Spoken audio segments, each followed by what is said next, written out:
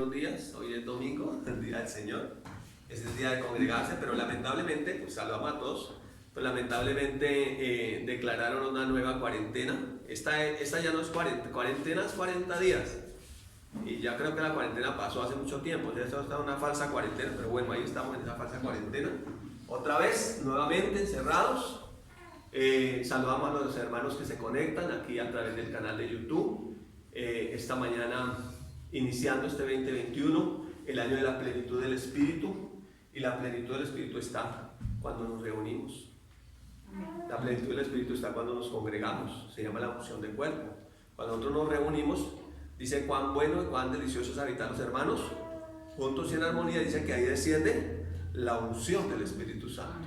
Entonces, este va a ser un año de congregarnos y oramos para que nuestros gobernantes entiendan que no es encerrando a la gente que van a controlar un virus, sino tomando las medidas serias que deben tomar como administradores públicos que ellos son. Entonces nosotros, esta mañana, queremos meditar un poco en la palabra. ¿Y cómo se llama el mensaje?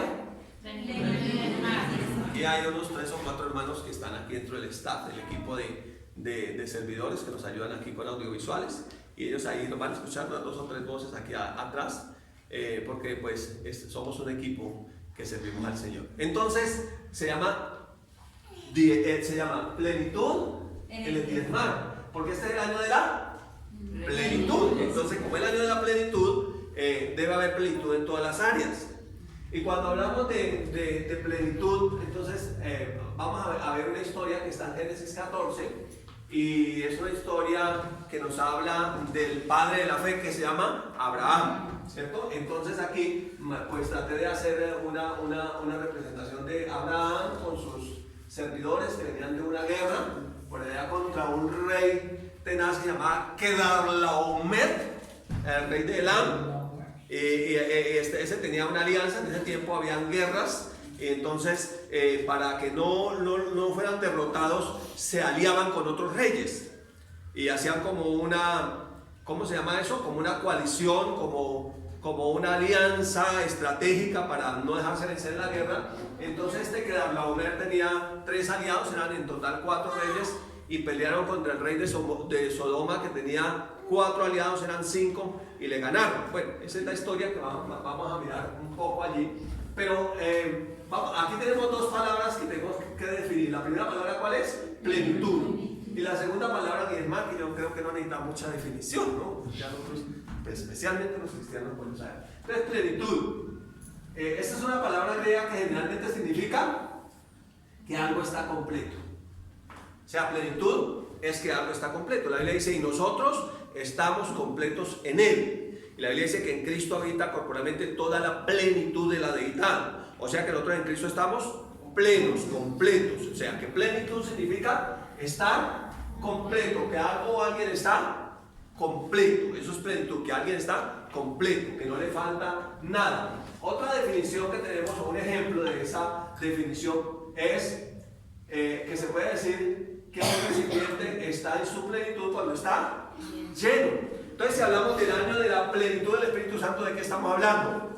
De estar lleno del Espíritu Santo. Y para estar lleno del Espíritu Santo necesitamos estar siendo llenos, porque nosotros salimos llenos, pero vamos y digamos que esa llenura la llevamos a otras personas para bendición de ellos. Entonces, ese es un ejemplo. En términos generales, la palabra plenitud significa que algo está completo, y el ejemplo es que está lleno.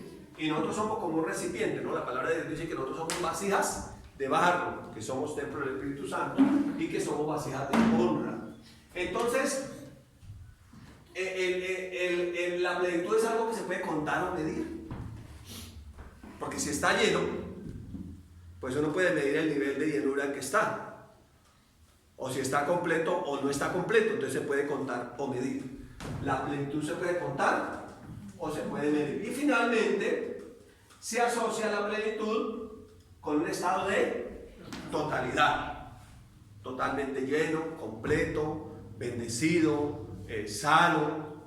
¿Sí? Entonces, ese es alguien que está pleno. Entonces, cuando hablamos nosotros de plenitud, estamos hablando de llenura.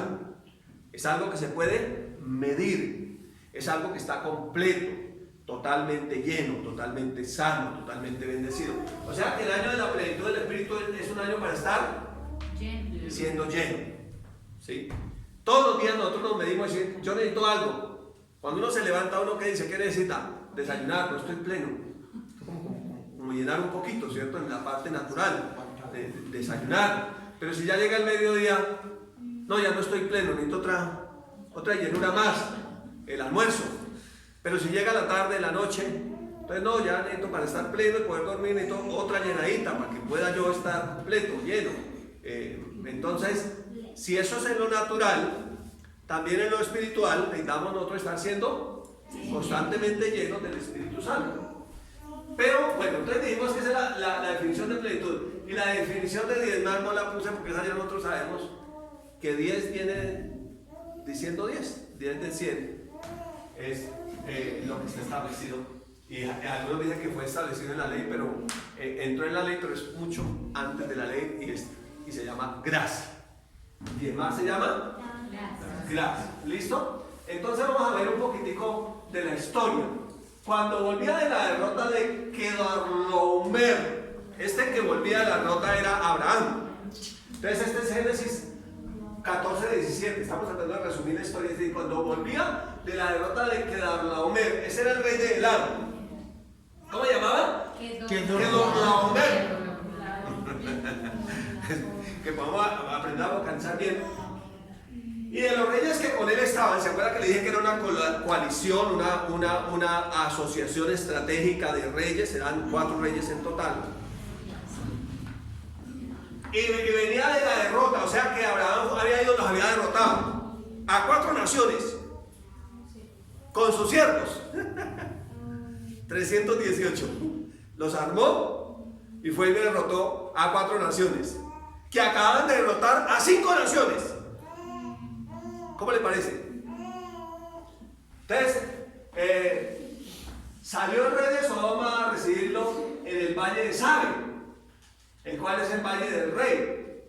Entonces, Melquisedec, grábese ese nombre, Melquisedec, ese es un personaje muy importante que vamos a ver hoy. Rey de Salem y sacerdote del Dios Altísimo, sacó pan y vino y le bendijo. ¿A quién bendijo? A Abraham. A Abraham, diciendo, ¿cómo lo bendijo? Le dijo, bendito sea Abraham del Dios Altísimo, creador de los cielos y de la tierra, y bendito sea el Dios Altísimo que entregó a tus enemigos en tu mano. ¿Y qué hizo Abraham? Y Abraham, aquí dice, y le dio a Abraham los diezmos de todo. Entonces aquí aparecen 2 aspectos muy importantes que vamos a estudiar esta mañana. La primera ofrenda de pan y vino. Esta mañana la mesa del Señor está servida, pero como no pueden asistir todos a la congregación, pues no pueden tomar la cena virtual, ¿no? Es muy difícil así, pero los que estamos aquí vamos a participar de la cena al final. Entonces aquí aparece la primera ofrenda de pan y vino, pero también aparece el primer diezmo. ¿Sí lo ven? Registra la Biblia 2 eventos importantes. Recuerda que el Señor Jesucristo, la noche que fue entregado, presentó una ofrenda de pan y vino. ¿Sí? Entonces aquí aparece registrado en la Biblia, repito, por primera vez, la primera ofrenda de pan y vino, pero también el primer diezmo. Aparece aquí el primer diezmo. Y aparece un sacerdote que se llama Melquisedec, que tenía una condición muy especial. Era el único rey sacerdote que no tiene, según la Biblia, descendencia según la carne. O sea que era un ser celestial. Y que viene aquí y se encuentra con Abraham y lo bendice. Y Abraham, reconociendo que este era un servidor de Dios, ¿qué hace? Le dio los diezmos de todo. ¿Listo? Aquí dice que le dio los diezmos de qué? De todo. De todo. De todo. O sea, diezmó ¿cómo? Con plenitud. ¿Sí? Porque dice que significa estar completo. Le dio de todo. Entonces, cuando uno entiende la plenitud, uno no se guarda cosas para después o por si sí o no, sino que uno entiende. ¿Listo? Entonces, aquí tenemos un mapa, como para poder de alguna manera explicar un poquitico cómo fue la batalla. Entonces, este Melquisedec era el rey de Salem. Salem, de 2000 años después, es conocida como Jerusalén, la ciudad donde nació Jesús. Entonces, entonces había 4 reyes. Estos 4 reyes se enfrentaron a 5 reyes. Esta coalición de estos 4 reyes habían derrotado a estos 5 reyes. ¿Se acuerda que el principal de esa coalición se llamaba Kedorlaomer? ¿Sí? El rey de un lugar que se llamaba Elam, el rey de Elam. Entonces, porque el rey de Salem era Melquisedec. ¿Listo? Entonces estos 4 reyes se encontraron aquí y pelearon contra estos 5 reyes que eran, digamos, comandados por el rey de Sodoma. Y estos eran como comandados por el rey que llamaba como Kedorlaomer o Kedorlaomer. Y se enfrentaron. ¿Y quiénes ganaron? Estos 4 reyes ganaron. Le ganaron a estos 5 reyes. Entonces después, como en Sodoma vivía un sobrino de Abraham, que se llamaba ¿cómo? Lot. Entonces los parientes de Lot, que eran aliados de Abraham, fueron y le dijeron al hebreo: oiga, estos reyes, esta coalición, vinieron y derrotaron al rey de Sodoma y a toda su alianza, a los 5 reyes. Y fuera de eso se robaron todo. Y fuera de eso cogieron cautivas las mujeres, los hijos, y se los llevaron. Entonces, ¿Abraham qué hizo? Abraham armó su ejército. Abraham no era una nación todavía. Era un hebreo que tenía un principio. ¿Cuál principio tenía? Que él diezmaba. ¿Sí? Él tenía ese principio. Y Abraham armó a sus siervos y fue a pelear contra estos 4 reyes que ya habían derrotado a 5 naciones.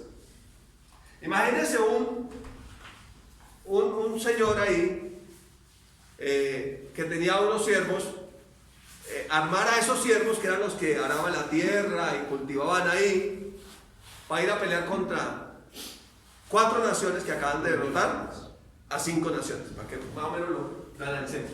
Aquí entonces aparece el texto, Génesis 14 del 13 al 16, dice: vino uno de los que escaparon de esa derrota, y lo anunció a Abraham, el hebreo, que habitaba en el encinar de Mamre, el amorreo, hermano de Escol y hermano de Aner, los cuales eran aliados de Abraham. Pues eran los familiares de Lot, eran aliados de Abraham porque eran de la familia. ¿Listo?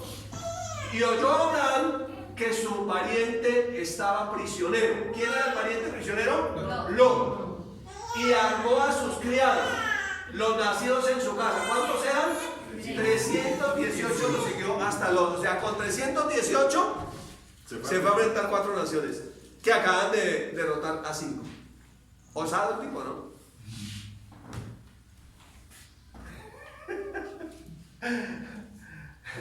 Como para que lo veamos en ese tiempo que nosotros estamos viviendo. El versículo 14 dice: y cayó sobre ellos de noche.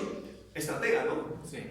Y cayó sobre ellos de noche, él y sus siervos, y les atacó, y les fue siguiendo hasta Oba, al norte de Damasco, y recobró los bienes. Recobró todos los bienes, y también a quien, al que estaba secuestrado, a Lot, su pariente, y sus bienes, y su buey, y toda la gente que estaba secuestrada. Toda la gente que estaba en cuarentena, la recobró, la liberó. La liberó, la sacó, dijo: no, ya no más. Vayan y hagan lo que tengan que hacer. Entonces los sacó de allí, los hizo libres. Este hombre, ¿con cuántos? 318. Con 318. ¿Eran soldados? No. No, eran Sirvientes. sus criados. sus empleados. Criaron seres que eran hijos de esclavos que habían sido nacidos en la casa de él y él los había criado. ¿Sí? Entonces, ese es un resumen de la historia. En esa historia de Ramá aparece un personaje muy interesante que les dije que había que aprendernos el nombre. ¿Cómo se llama? Melquisedec. Es el primer rey sacerdote de Salem, que les dije que es Jerusalén, donde 2000 años después nacería Jesús, el Mesías, nuestro Señor. Melquisedec, dice la Biblia, que no tenía genealogía. Es mencionado en el Antiguo y Nuevo Testamento, en Génesis 14, en Salmo 110:4, en Hebreos 5:6, Hebreos 6:20 y Hebreos 7, del 1 al 28. Es mencionado este personaje, Melquisedec. Entonces, allá en Génesis 14 habla de un encuentro, y en otras escrituras, que tuvo Melquisedec y Abraham, ¿cierto? También habla de un encuentro y habla de la primera ofrenda de ¿qué? De pan y vino. ¿Está siguiéndome?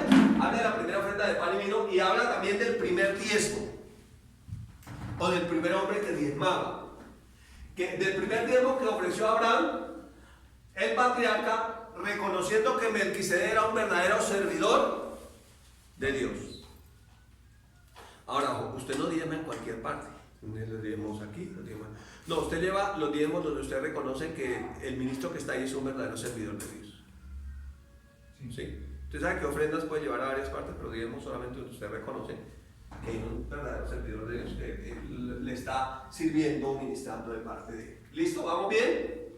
Aquí tenemos un mapa histórico como para corroborar el argumento que le estoy diciendo, que 2000 años antes de Cristo apareció Abraham. Entonces por aquí está Abraham.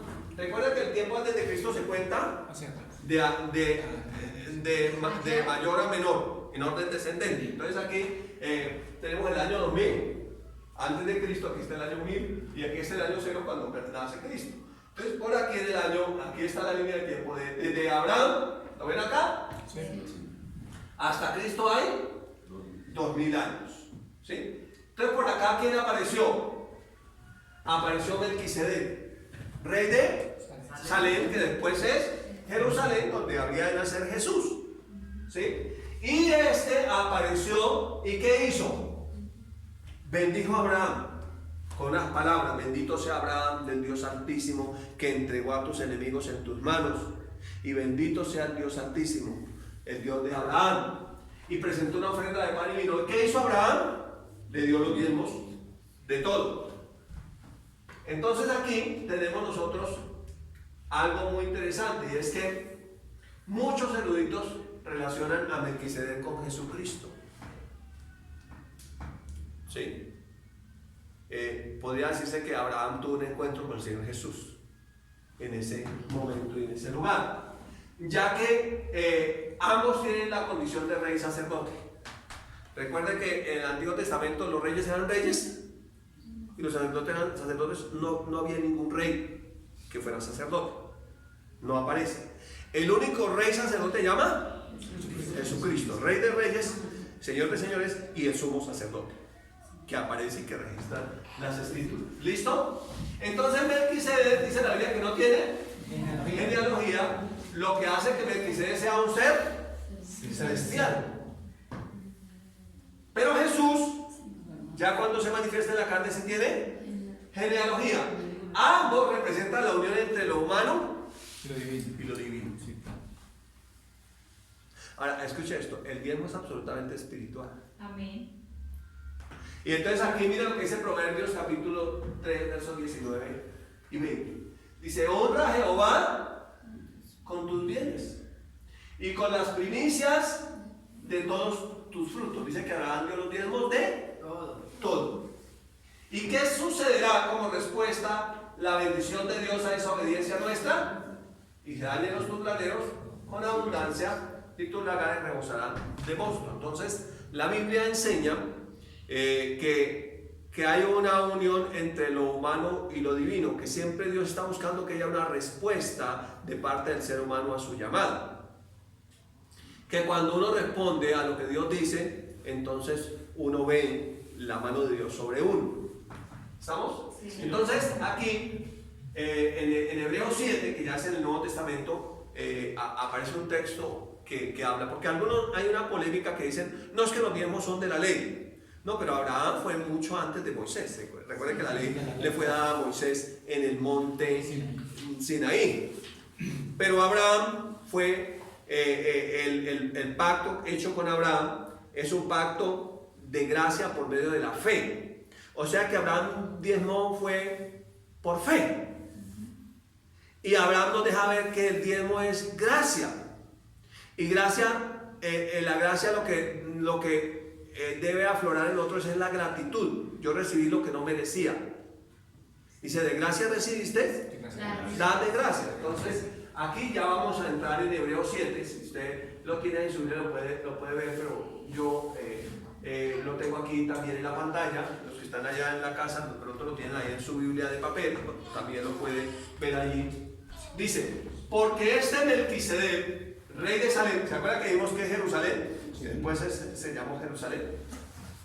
Sacerdote del Dios Altísimo, que salió para recibir a Abraham, que volvía de la derrota de los reyes. ¿Cómo llamaba el rey? Kedorlaomer y los que con él estaban, ¿cierto? La coalición que estaba con él. Y le bendijo. ¿Quién bendijo? Melquisedec, Abraham. A quien asimismo Abraham le dio los diezmos de todo, cuyo nombre significa primeramente rey de justicia y también rey de Salem, esto es rey de paz. O sea que Jesús es el rey de justicia y el rey de paz. ¿Listo? Verso 3. Sin padre, este Melquisedec, sin madre, sin genealogía, que ni tiene principio de días ni fin de vida. ¿Era un ser celestial, sí o no? Sí. Claro. No era cualquier sacerdote que apareció, puede que estaba extraviado y apareció. No, él era un ser celestial. Sino hecho semejante Al Hijo de Dios. al Hijo de Dios, permanece sacerdote para siempre. ¿Cuál es el sacerdote para siempre? Jesús. Ahora veamos algo bien interesante aquí. Entonces, ¿qué hizo Melquisedec? Lo bendigo. Bendijo a Abraham. ¿Cómo lo bendijo? Con palabras. Recuerden que la bendición siempre es con palabras. ¿Sí? Entonces, bendito sea Abraham del Dios Altísimo, que entregó a sus enemigos en tus manos. ¿Cierto? Fue la forma como lo bendijo. ¿Y entonces qué hizo Abraham? Le dio los diezmos de todo. Le dio los diezmos de todo. Entonces, aquí hay una relación espiritual. Hay una relación espiritual. Si hay gente que entendió esta ley, eso es una ley espiritual, no estoy hablando porque esté dentro de la ley de Moisés, porque sí fue incorporado en la ley de Moisés, pero es una ley espiritual, la ley de los diezmos. Y hay gente muy próspera, multimillonaria del mundo que lo entendió, se llaman los hebreos. Y este Abraham era el primer hebreo y entendió la ley. Y fue un hombre tan próspero que hasta las naciones, los reyes de las naciones le temían. Si se les enfrentaban, a las coaliciones les ganaban. ¿Sería que era pobre? ¿Cuánto necesita para armar un ejército y de enfrentar 4 naciones? No sé, calculen. Entonces, aquí tenemos nosotros, en el verso número 9, dice, considerad pues cuán grande era este, Melquisedec, a quien Abraham, el patriarca, le dio los diezmos del botín. Si aquí habla del botín no era cualquier cosita, no era un botín, era algo grande. Ciertamente que entre los hijos de Leví recién el sacerdocio tiene el mandamiento de tomar del pueblo los diezmos según la ley. Entonces ya aquí fueron incorporados en la ley cuando ya vino el sacerdocio levítico. Es decir, de sus hermanos, aunque estos también hayan salido de los lomos de Abraham, el que primero diezmó. ¿Sí? El que primero diezmó. Pero aquel cuya genealogía no es contada entre ellos, Melquisedec, tomó de Abraham los diezmos y bendijo al que tenía las promesas. Vamos a ver algunas cosas aquí en este texto interesantes. La primera, ¿qué hizo Abraham? Dio los diezmos de todo. el patriarca diezmó, ¿cierto? El recibir los diezmos es un mandamiento. ¿Sí lo ve aquí? Sí. ¿Sí dice eso la Biblia? O sea, si recibir los diezmos es un mandamiento para los sacerdotes, ¿será que es un mandamiento para los creyentes diezmar? Amén. Sí, porque si hay mandamiento de recibirlos, hay mandamiento de pagar. Entonces, dice que es un mandamiento según la ley. Se estableció como mandamiento según la ley para los sacerdotes recibir los diezmos. Ahora, Melquisedec tomó de Abraham los diezmos. ¿Y qué hizo Melquisedec? Lo bendijo al que tenía las promesas. Ahora mire esto. Cuando yo diezmo es porque yo estoy seguro que yo tengo promesas. Amén. Sí. Amén. Si yo diezmo es porque yo reconozco que tengo promesas. Y si no diezmo, no, yo no tengo. No tengo promesas. Cuando yo diezmo es porque yo reconozco que soy bendecido. Que ya el sumo sacerdote que hizo, me bendijo. Efesios 1:3, bendito sea Dios y Padre de nuestro Señor Jesucristo, que nos bendijo con toda bendición espiritual en los lugares celestiales en Cristo Jesús. Entonces cuando yo diezmo, yo reconozco que soy bendecido y que tengo unas promesas de Dios. Que tengo unas promesas de Dios. Por eso, diezmo. Versículo 7. Y sin discusión alguna, el menor es bendecido por el mayor. Y aquí ciertamente reciben los diezmos hombres mortales. Esto ya es el Nuevo Testamento, ¿no? Esto ya no es la ley. Este es el Nuevo Testamento, la carta de los Hebreos. Hombres mortales. Pero allí uno de que será testimonio de quién vive. ¿Quién será? Jesucristo. El Señor Jesucristo. Y por decirlo así, en Abraham pagó también los diezmos Leví. Fíjense eso. O sea que cuando uno diezma, uno está diezmando también hasta por los nietos, los bisnietos. Amén. Las generaciones futuras. Porque en Abraham pagó también los diezmos Leví. ¿Cuántos años después fue Leví de Abraham? Que recibe los diezmos. El que recibe los diezmos también diezma. Amén. ¿Sí lo ve? El que recibe los diezmos también diezma. Porque a veces la iglesia es pobre porque el que recibe los diezmos, pues no diezma. Porque él dice, no, pues yo soy el llanero solitario, no tiene pastor, no tiene que rendir cuentas y mucho menos diezma. Entonces la iglesia no va a poder ser bendecida porque no está dando la cabeza. La cabeza está dando en la cabeza a nosotros. Porque no está dando. ¿Sí me explico? ¿Vamos bien? Sí, Señor. Porque aún estaba en los lomos de su padre cuando Melquisedec le salió al encuentro. Vamos a algunas cosas aquí. Entonces, no hay ninguna discusión que el menor es bendecido por el mayor. Escuchen. Como quien recibe los diezmos es Jesús mismo, entonces cuando yo diezmo, yo reconozco que yo soy menor y que el mayor que es Jesús me bendice. Amén. No hay ninguna discusión al respecto. Pero también entiendo que Él mismo recibe mis diezmos. Que yo aquí le entrego un hombre mortal, pero que realmente quien me recibe mis diezmos es uno de que sea testimonio de quien vive en nuestro sumo sacerdote de Jesús. Ahora, ¿no les parece interesante que Jesús estaba sentado al pie del arca de las ofrendas? Y que él veía cómo los ricos echaban. ¿Sí recuerdas este texto? Y dice que vino una viuda pobre y echó 2 blancas. Y Jesús estaba midiendo cuánto daban. Sí. Porque él dijo, esta echó más que todos. O sea que le estaba midiendo. Pero ¿cómo así si estos echaban fajos de billetes? Y esta solo echó 2 monedas. ¿Cómo así que echó? Entonces no está midiendo la cantidad que depositas, sino con qué te quedas. Como ella no, se quedó sin nada, esa fue la que más dio. Entonces cada uno da conforme a su capacidad. El que siembra generosamente también segará. Entonces, generosamente es lo que das, ¿no? Estos daban de lo que les sobraba, aunque era mucha plata, pero no eran generosos, simplemente estaban sacando un poco de lo que tenían ahí y les quedaba mucho. Pero esta dio todo el sustento que tenía. O sea que confió completamente en Dios. Entonces, ahí estaba Jesús mirando. Qué interesante.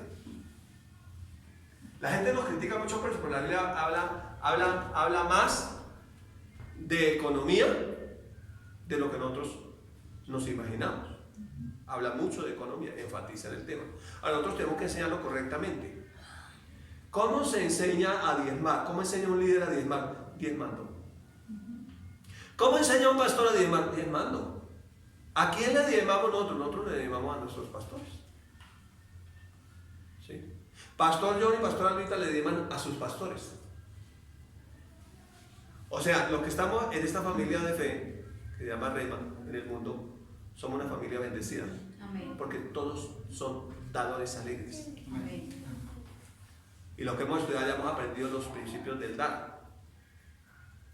Y es necesario que para que la iglesia sea próspera y no sea pobre, yo no me puse de acuerdo con usted para la enseñanza, ni sabía lo que estoy haciendo. Yo no sé si usted sabía, yo tampoco sabía, ¿no? Acá. Pero el Espíritu Santo es perfecto. Entonces, cuando uno mira, ¿por qué la iglesia es pobre?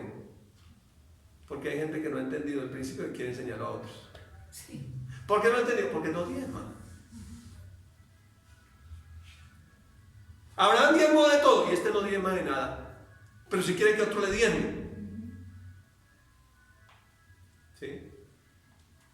Entonces dice, si se une a mi asociación, tú vas a ser bendecido.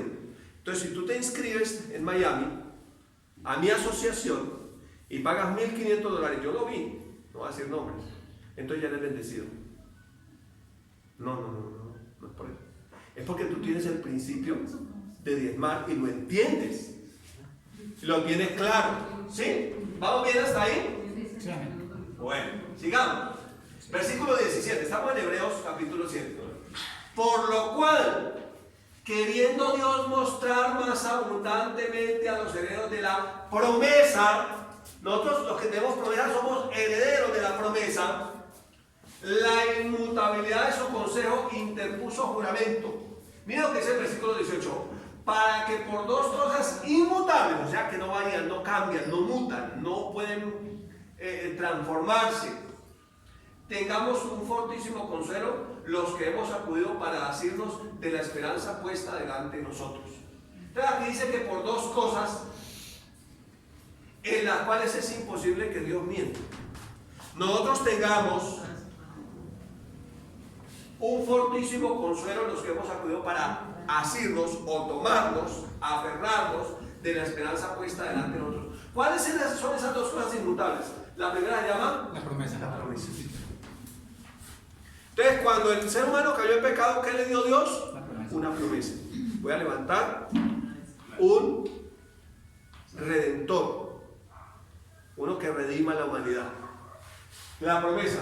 Pero luego, ¿qué hizo el Señor? Juramento. Impuso juramento, juró por sí mismo. Aquí dice que por dos cosas, pero aún son tres. Después hizo pacto. Lo selló con su propia sangre. Y un pacto ya después de hecho no se puede modificar. No se le agrega, no se le quita, se cumple tal como está establecido. Entonces, tenemos seguridad cuando entendemos que diezmamos a Jesús mismo. El problema es cuando pensamos que diezmamos a la gente y que la gente que le diezmamos nos roba. Si todavía la gente piensa así, nunca debería diezmar. Si la gente piensa que le está diezmando a un ladrón, que lo roba, es un extorsionista, tal vez perteneció a la FARC-EP, todavía no le ha quitado la costumbre, entonces no diezme. Pero si realmente entendemos el principio, como lo entendió Abraham, que tuvo un encuentro con el sumo sacerdote, con el rey sacerdote, con el rey, el sacerdote para siempre, entonces él entendió que le diezmaba era a él. Amén. Entonces, si yo entiendo eso, si yo entiendo que le diezmo a Jesús, ¿será que le diezmo? Claro. O sea, yo le voy a diezmar a Jesús, ¿será que le diezmo? ¿Ustedes qué dicen? Claro. Yo creo que sí. Los que están allá por televisión, yo creo que piensan que sí. ¿Sí? Listo, entonces estamos terminando hasta el versículo 20, versículo 19. La cual tenemos como segura y firme ancla del alma, que penetra hasta dentro del velo, donde entró Jesús por nosotros como precursor, hecho sumo sacerdote para siempre, según el orden de Melquisedec. Por eso es que el sacerdocio levítico fue simplemente sombra y tipo del verdadero sacerdocio. Acuérdense que Dios le dijo a Moisés: haz todo conforme a lo que te mostré. Entonces el tabernáculo tenía que ser hecho exactamente porque era lo que Dios le había mostrado en el cielo. O sea que el cielo es un sacerdocio verdadero. Amén. Un sacerdocio eterno. Hay un sumo sacerdote, nuestro Señor Jesucristo. Todo lo que se hizo después eran simplemente sombras y tipos que anunciaban lo que había de venir. Y entonces está hablando aquí donde interpuso el juramento. Está en Salmo 104, 110:4. Juró Jehová y no se arrepentirá, tú eres sacerdote para siempre. Le dijo a Jesús: tú eres sacerdote para siempre, según el orden de Melquisedec. Sacerdote para siempre porque no muere. Amén. No muere. No necesita presentar ofrenda por él mismo, porque no tiene pecado. Entró una sola vez con una sola ofrenda perfecta. Pero qué interesante, sigue recibiendo los diezmos. Amén. ¿No le parece eso muy interesante? Él sigue recibiendo los diezmos hoy. Por eso cuando la gente pregunta si los diezmos son para hoy, pues la respuesta bíblica es sí, porque Jesús los sigue recibiendo. Amén. Si no fueran para hoy, Él no los estuviera recibiendo hoy. Por eso el diezmo es absolutamente espiritual. El dinero es absolutamente espiritual. ¿Qué es lo que Dios quiere? Que no seamos nosotros, ¿cómo se llama? Amadores del dinero o avaros. Que no tomemos decisiones por el dinero. No, porque pagan mal. No, si me toca de domingo a domingo, yo voy a trabajar porque entonces mi Señor es el dinero. Y generalmente los que critican el diezmo son los que no diezman. El que no diezma critica el diezmo. No han entendido, no lo puede entender, no ha cambiado su manera de pensar, entonces lo critica porque no entiende. Pero el que entiende, él es bendecido. Y él da, y él sabe que entre más de, no deja de fluir el aceite como la viuda. Amén. Traían vacías, no deja de fluir, porque él sigue dando. Porque sabe que el Señor sigue recibiendo y el Señor es el que multiplica la semilla. Amén. Amén. Listo, bien. Entonces Jesús, como sumo sacerdote, tenemos ya varios principios. Primer principio: el diezmar es un mandamiento. Y Jesús, como sumo sacerdote, sigue cumpliendo ese mandamiento, sigue recibiendo los diezmos. Mire lo que dice Hebreos 5:6. Como también dice en otro lugar: tú eres sacerdote para siempre, según el orden de Melquisedec. Y si es sacerdote para siempre, ¿hasta cuándo recibirá los diezmos? Para siempre. Eso es lo que dice la palabra. Porque era una de las funciones que por mandamiento tenía el sacerdote. Recibir del pueblo los diezmos. Ahora miren lo que dice Hebreos 7:8. Y aquí ciertamente reciben los diezmos hombres mortales, pero allí uno de que se da testimonio de que vive. ¿Y es sacerdote para? Sí. ¿Qué pasa con los diezmos? Es que la persona que diezma reconoce que su economía es su sustento, su fuente es el Señor. Amén. Abraham llegó y había derrotado a 4 naciones que acababan de derrotar a 5 naciones. En ese tiempo los reyes iban con sus ejércitos a la batalla. Y Abraham traía un botín porque había recuperado todos los bienes y había recuperado todas las personas que estaban secuestradas, que se habían llevado los que habían ganado. Pero Abraham reconoció, número 1, con sus diezmos, que Melquisedec era un servidor de Dios, pero número 2, que cuando él recibió la bendición es el que me bendice. Yo no gané la batalla porque estos 318 eran grandes soldados, no eran mis soldados. Yo gané la batalla porque el Señor me bendijo, me entregó mis enemigos en mis manos. Yo tengo este botín porque el Señor me lo dio. Y yo voy a diezmar de todo. Amén. Cuando yo diezmo estoy reconociendo que el menor soy yo y que el mayor es el que me bendice. Amén. Que realmente quien me bendice no es la empresa para que trabajo, no es el negocio que hago, que realmente el que me bendice es el Señor, Amén. que Él es el que me bendice. ¿Sí? Entonces vamos bien ahí. Plenitud en el diezmar. ¿Qué dijimos que es plenitud? Lleno. Está completo, está lleno, implica totalidad. En Cristo Jesús estamos completos. Entonces, cuando yo diezmo, estoy diciendo yo tengo plenitud. Yo puedo diezmar que tengo plenitud. Estoy lleno, estoy completo. He recibido de mi Señor. He sido bendecido. Lo que le dijo Pablo por el Espíritu Santo a la iglesia en esos tiempos de la iglesia primitiva. Cada uno aparte durante la semana para que traiga y presente el día que se congrega en la congregación al Señor sus diezmos y sus ofrendas. Entonces, cuando yo diezmo, yo estoy diciendo que tengo plenitud, porque estoy diezmando. Y cuando no diezmo, estoy diciendo no tengo nada. Soy pobre. No puedo diezmar. Ahora, ojo donde pongo la mirada cuando diezmo. Si yo digo, ese pastor que ya tiene carro nuevo, que tiene otra casa, que se enriqueció, yo estoy poniendo la mirada en el hombre. Pues la palabra dice que ¿quién recibe los diezmos? Jesús. O sea que debo poner mi mirada en Jesús. Amén. Ahora, ojo porque el que recibe los diezmos también tiene que dar cuentas. Sí, amén. Da cuentas aquí cuando diezma. Se llama diezmos de diezmos. Sí, amén. Entonces hay que sacar y diezmar para las misiones. Mire, Misión Colombia y Rema en el Mundo son la organización cristiana más grande que cree en las misiones y que manda misiones a todo el mundo. De hecho, el hijo mayor de mi pastor John está en misiones con la esposa. Y van a uno y otro lugar a predicar el evangelio. Entonces siempre ellos creen en recoger y sembrar a esas personas que diezman, que hacen misiones. Entonces, los diezmos son para hacer la obra del Señor. Hacer la obra del Señor significa invertir en los que van a llevar el evangelio a otros lugares, pero también significa que los que están predicando y enseñando coman de ahí, porque a algunos les parece que eso es un delito, pero la Biblia dice que el que sirve al Señor o el que predique la palabra, que viva de ese trabajo que hace. Para nosotros todavía no hemos llegado a ese nivel, lo confieso públicamente. Nosotros no vivimos de los diezmos todavía, porque pues no hemos llegado a ese nivel. Creemos que llegaremos a ese nivel y en la medida en que avancemos en ese sentido seremos más enriquecidos en lo material. Amén. Sí. Bueno, entonces aquí está Malaquías. Miren que aquí está el último libro del Antiguo Testamento.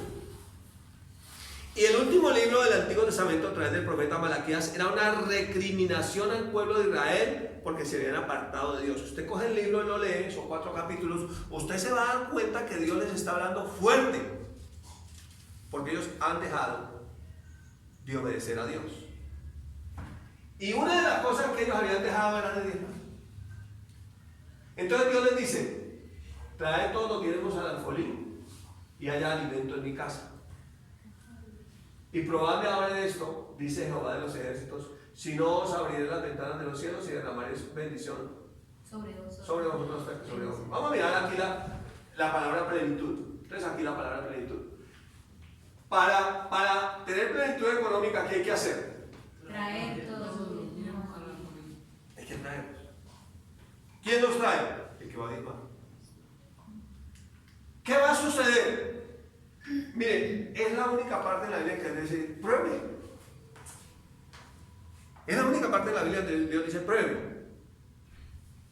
Dios dice: no, pruébeme en la economía. Pruébeme a ver si yo soy el dueño del oro y de la plata. Pruébeme a ver si yo puedo suplir. Pruébeme. Dios le dice a uno: pruebe. ¿Y a qué le está diciendo a su pueblo? Pruébeme en esto. ¿En qué? En diezmar, en su economía. Pruébeme, le dice Dios. Le dice el Señor: pruébeme. Y entonces Él dice que si ustedes le prueban, ¿haciendo qué? Llevando los diezmos fielmente al alfolí. Entonces Él dice que Él abrirá las ventanas de los cielos y derramará sobre nosotros bendición hasta que sobreabunde. Ahora le voy a decir una cosa: eso no va a suceder por diezmar en un año ni 2 años. Es toda una vida. Amén. Porque las cosas con Dios son procesos. que se vive, donde uno aprende lo que llama fidelidad. Dios dice en la palabra que está buscando hombres fieles. Y fidelidad tiene que ver con esta área también. Sí, amén. Y entonces usted imagínese, yo puse esa imagen, yo no sé, mi esposa se reía y dijo, eso no parece una ventana del cielo, pues como que se abre, ¿no? Amplia y se va abriendo, ¿no? Pero para mí eso significaba, ¿no? Espero que para usted signifique lo mismo. Pero como que Dios abría las ventanas. ¿Usted se imagina las ventanas de los cielos abiertas sobre usted en la economía? Amén. Porque de eso es que está hablando aquí. O sea, plenitud significa que usted diga, ¡ah! Puedo hacer lo que quiera. Sí. Porque uno dice, voy a ir a vacaciones, pero no me alcanza.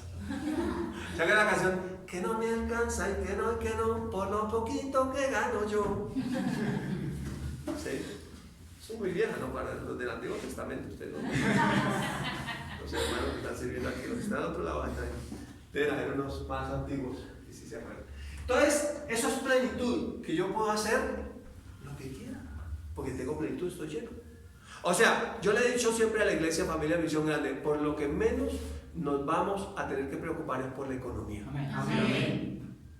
Ahora le concluyo la frase, si aprendemos a diezmar, Sí, amén. a traer los diezmos y presentarlos al Señor. Sí, amén. Por eso cuando oramos, usted antes de depositar el alfolí, oramos y presentamos los diezmos. Señor, te presento mis diezmos. Amén. Gracias porque me has provisto. Gracias porque me has dado. Gracias porque mis hijos tienen vestido. Gracias, Señor. Amén. Sí, y usted está presente. ¿Listo? ¿Seguimos ahí? Amén. Le puse como especie de ventana que se abre. ¿Se la ve? Y usted está conectado aquí. Entonces dice, el versículo 11. Reprenderé también por vosotros han devorado.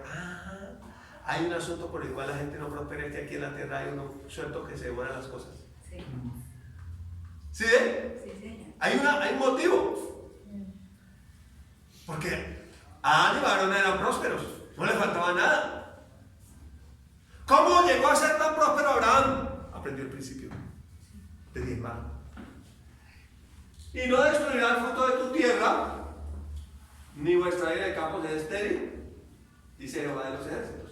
Entonces, ¿qué promete él, además de abrir las ventanas de los cielos sobre los que diezman? Reprender el mismo al devorador. ¿Usted no ha visto que una vez se ocupa como de reprender al devorador? ¡Quite las manos de mi economía! ¡Diablo mentiroso! ¿Usted lo quiere reprender efectivamente? Bien. Bien. ¿Y quién lo va a reprender al diablo? Dios. Dios mismo. Él dice que lo va a reprender. ¿Vamos bien? Sí, señor. Versículo 12. Mire esto. Y todas las naciones os dirán bienaventurados, porque seréis tierra deseada. ¡Guau! O sea, que la gente viene y dice, uy, pero, ¿y ese año cómo hará? Cuénteme, hermano, ¿cómo hace usted? Yo no entiendo cómo usted hace. No sé, no lo logro entender. Dice, será tierra deseable. Yo quiero hacer negocios con usted. Asociémonos. Enséñeme cómo es que se hace la economía, porque aquí está ahora con la cuarentena y todo esto, porque aquí como dicen en Santander, hermano, vale, la joda aquí está pesada, ¿no? Ahora pues estos gobernantes están alineados con la Organización Mundial de la Salud, nos quedamos así jodidos, hermano, ¿qué hacemos ahora? Y usted hablándonos de diezmos para acabarla de completar, la bolera. Es aquí, usted y yo tenemos algo claro, que dice el Señor, que todas las naciones nos dirán bienaventurados, porque entonces seremos tierra deseada. Amén. Yo creo que en ese tiempo de Abraham decían, ese hombre bienaventurado, ese que se enfrenta a los reyes, a las naciones y los derrota, ese que lleva los botines de las naciones. ¿Qué tipo es ese hombre? Dios mío. Dicen que encuentra con Dios y que es que habla con Dios. Sí. Para sacaron no recuerdo qué canal internacional fue, los magnates de Dios. Univisión. En sentido de crítica, lo sacaron hablando de algunos ministros del Señor que son muy prósperos económicamente, hablando de los magnates de Dios. muy preocupados. Muy preocupados. Ahora escucha esto. ¿Cómo el diablo esclaviza a una persona cuando la persona no tiene? Entonces el diablo va a comenzar a cortarle las libertades. No vaya, no trabaje, no se congregue, no haga esto, no haga esto, para poder que dependa económicamente de él. Y entonces le ofrece plata. Porque el rey de Sodoma, más adelante, usted lee la historia, le dice a Abraham: dame las personas y toma los bienes. Dice: yo le pago con tal de que usted no siga predicando.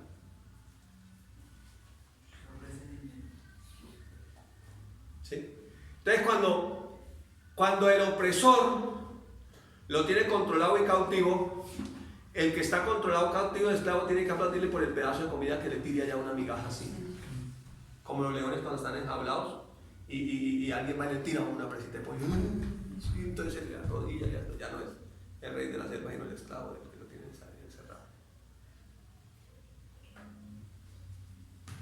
Y todas las naciones nos dirán: bienaventurados, porque seréis tierra deseable, dice el Señor. Se llama plenitud. Que llegue al momento en que digan: no, pues yo no, esta gente cómo hace. Y yo lo veo en la iglesia cristiana que ha entendido el principio. Amén. La gente dice: no, esa gente que llegó, esa gente era re pobre. Cuando llegó al barrio eran pobres. Por aquí en el sector algunas personas hablan, gente que ya lleva cierto tiempo acá. Y dice: y míralos hoy. ¿Quién lo hizo? Dios lo hizo. Porque ellos entendieron el principio y fueron fieles. ¿Listo? Eso dice Malaquías. Ahora mire, como es un mandamiento, miremoslo en Deuteronomio 28. En Deuteronomio 28 habla, el contexto de esta escritura habla de bendiciones de la obediencia. O sea que si uno diezma, está siendo obediente al mandamiento que Dios estableció. En este caso para la economía. Dice Deuteronomio capítulo 28 versículos 11 al 13. Vamos a leer el 11. Y te hará Jehová sobreabundar en bienes. ¿No es lo mismo que dice Malaquías? Y derramaré bendición hasta que sobreabunde. Y te hará Jehová sobreabundar en bienes, en el fruto de tu vientre. O sea que los hijos también bendecidos. Amén. En Abraham pagó los diezmos también Leví, que aún estaba en los lomos de Abraham. O sea, era de la generación que habían venido todavía. En el fruto de tu bestia, en el fruto de tu tierra, en el país que Jehová juró a tus padres que te había de dar. O sea, en el país donde estés. No importa qué país estés, sino con quién estás. Amén. Sí, donde Dios te puso. Allí. Ahora miren lo que Dios promete si eres obediente.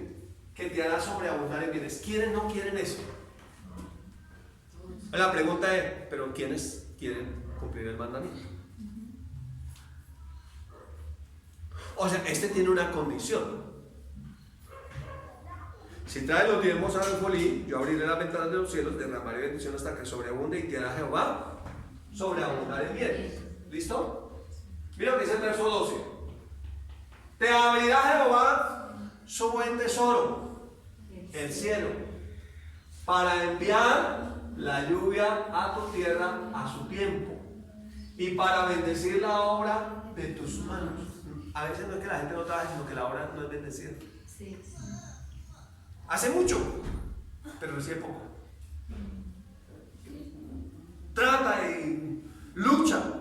Y dice: no, es que yo voy a como te ganarás el pan con el sudor de tu frente, entonces yo voy a sudar para ganar. Pero en Rema aprendimos que no estaba en el sudar, sino en sudar. O sea, cuando usted realmente entiende el principio, ¿verdad? Y dice además: y prestarás a muchas naciones y tú no pedirás prestado. ¿Por qué uno pide prestado? Porque no tiene para pagar de contado. Así es. Pero necesita lo que quiere. Entonces, ¿qué hace uno? pues pide prestado. Ahora, ¿prestar y tomar prestado está mal? No. El problema es si usted es el que presta o el que toma prestado. Porque aquí dice que tú prestarás. Sí, amén. ¿Sí lo ven? Sí. Entonces siempre va a haber gente que pida prestado. Sí. La meta es que no sea yo. Sí. Ni usted. ¿Sí? Siempre el crédito básico de ese existe. ¿Sí? Pero ojalá que quien presta sea uno. Amén. Porque depende del dueño de todo. Y no uno pidiendo prestado porque todo no ha aprendido. Todavía crece. ¿Listo? Entonces, ¿qué dice aquí? Que el Señor le abrirá su buen tesoro. ¿Cuál? El cielo. ¿Será que en este tesoro hay riquezas? Claro. ¿Será que sí? Sí. Dice, te abrirá Jehová su buen tesoro en el cielo. ¿Para qué lo abrirá? Para enviar la lluvia a su tiempo y cielo. Quiere decir, esto en agricultura quiere decir que la planta necesita una lluvia cuando florece. ¿Para qué? Para que el fruto pegue y no se pierda, no se avale. Pero por ejemplo, ya uno en la ciudad de los negocios, pues no está hablando de eso, sino que usted está en el lugar correcto, en el momento correcto y con la gente correcta para hacer negocio. Amén. Y entonces viene esa lluvia, esa gracia del Señor. ¿Para qué? Bendecir la obra de tus manos. Que tú vas a trabajar, pero que la bendición se manifieste. Entonces dice que prestarás a muchas naciones. Entonces dice que el prestado siempre va a existir. El problema es si uno es el que presta o el que pide prestado. Y tú no pedirás prestado. Tú serás el que preste. Sí, El que amén. pida prestado. Amén. ¿Sí? El problema es la posición. Cuando uno depende de uno mismo, siempre será el que pida prestado. Sí. Pero cuando uno aprende a depender de Dios en el proceso, en el tiempo, en la fidelidad, como lo vemos en Abraham, en esa plenitud en la economía que este hombre ya tenía, pues este hombre aprendió. Y entonces ya era el que prestaba. Amén. A muchas naciones, pero no le pedía prestado a nadie. Ese es Israel. Israel no tiene deuda externa. Estudie, investigue. Sí. Estudie, investigue. Israel no vive criticando el que recoge los diezmos, ¿no? No, ellos lo han entendido desde el principio. ¿Sí? Y aquí criticando a los que recogen los diezmos y pidiendo prestado. Y termina diciendo el verso 13: y te pondrá Jehová por cabeza y no por cola, e estarás encima solamente y no estarás debajo. Pero hay una condición: si obedeces los mandamientos de Jehová tu Dios, que yo te ordeno hoy, para que guardes y cumplas. Entonces aprendimos varias cosas. Número uno, que los diezmos son un mandamiento, es una ley espiritual. Número dos, que lo recibe Hombres mortales, pero el Señor. Cristo Jesús mismo, lo recibe. Así sean hombres mortales los que lo recogen aquí. Número tres, aprendimos que el mayor, el menor es bendecido por el mayor. O sea que cuando yo diezmo estoy reconociendo que Él es el mayor. Número 4, dijimos que el que diezma entiende que tiene las promesas. O sea que cuando yo diezmo, número 1, estoy cumpliendo una ley espiritual. Número 2, le estoy diezmando a Jesús mismo. Número 3, estoy entendiendo que Él es el mayor, que Él es el que me bendice. Y número 4, estoy diciendo yo tengo promesas. Y número 5, las ventanas de los cielos se abren a mi favor. Voy a prestar a muchos y no pediré prestar. Será bendita toda obra de nuestras manos. ¿Sí? Entonces, veamos algunos aspectos interesantes.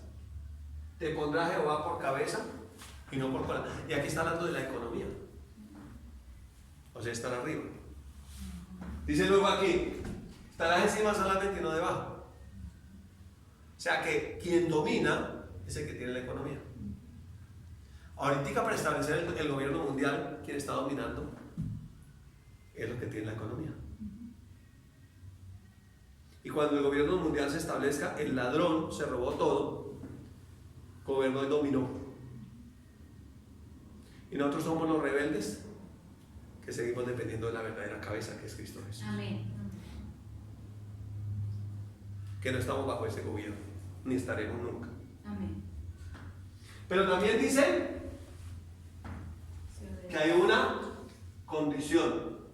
Si oyeren los mandamientos, si obedecieren mejor los mandamientos que yo te ordeno hoy, o los mandamientos de Jehová tu Dios, para que guardes y hagas conforme a todo lo que está escrito. Conforme a todo lo que está escrito. Entonces te bendigo con esta palabra, en el nombre de Jesús.